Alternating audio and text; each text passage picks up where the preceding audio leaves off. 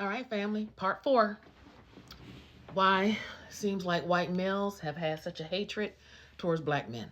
All right, let's talk about how racism became institutionalized.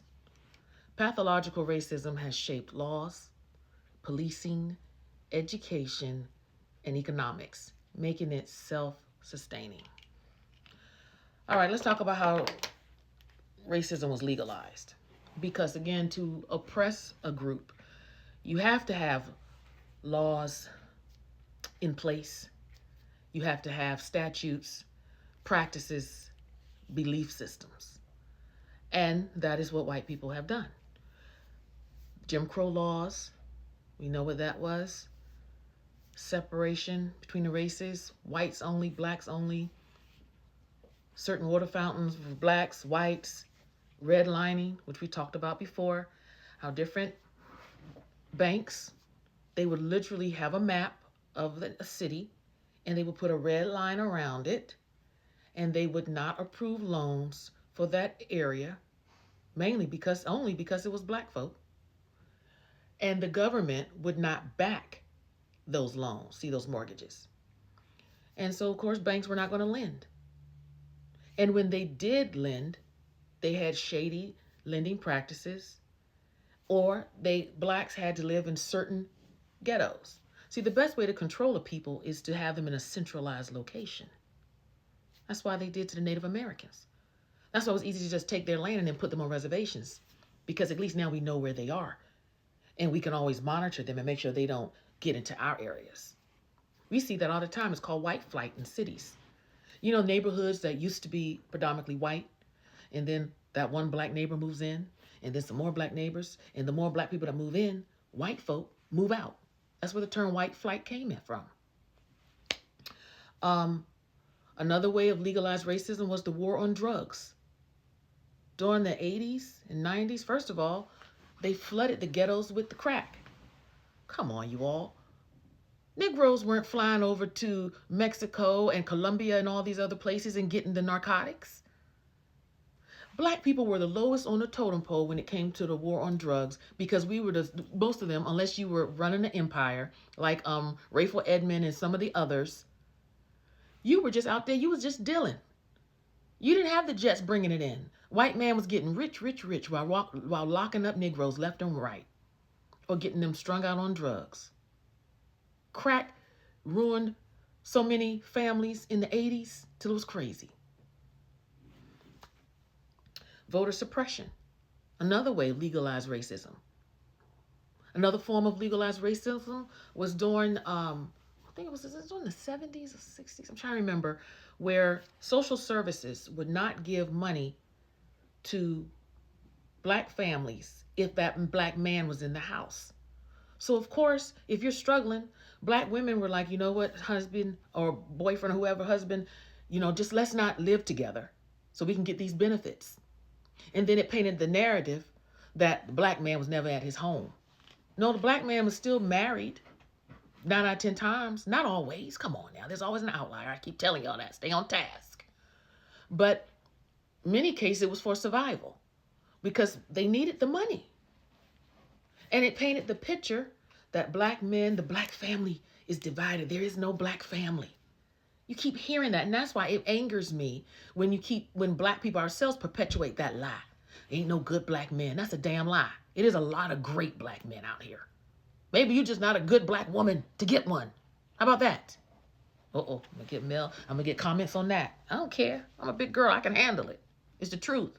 The problem is we as people, not just black people, white people, as people, don't want to hear the truth. Also, where was I? Okay, I talked about Jim Crow laws, redlining, the war on drugs, voter suppression were all psychologically designed to prevent black mobility. Also, another pathology that shapes it is media reinforcement. White-controlled media depicts black men as dangerous, fueling fear and justifying aggression. We always know, as black people, I'm going to tell y'all, I'm going to give y'all a little peep, white folk, into black people when we watch TV, okay? The news comes on. Dun, dun, dun, dun. Breaking news. A bank was just robbed. First thing black people say, and black folk comment and let me know I'm telling the truth. When we hear that, we say, oh my God, please don't let them been black. Please don't let the perpetrator been black. We do it all the time. Or if my husband comes home and said, girl, I just saw somebody, steal something at the store. First thing I ask, what color are they? Were they black? Because the last thing we want is to know a black person did something, because we know how it's going to play out on the media. And another thing, white folk, come on in closer. I want to tell you something too. We know 9 out of 10 times when the crime was committed by a white person, because on the news they don't show the picture of that person. But 9 out of 10 times if it was a black person that committed the crime, oh, they put a whole face on there. They do a damn near whole biographical pic about it. I'm telling you, the nuances of being black, what goes into being black, how we flow, how we talk in our households, y'all white folks just are not privy to it. You just don't know. And unfortunately, some of that comes from post-traumatic slave disorder. It's trauma. It's just freaking trauma. Ooh, my light went out, y'all. Let me fix it. All right, let's move on. Oh, what's the next one? Okay, so we talked about the media.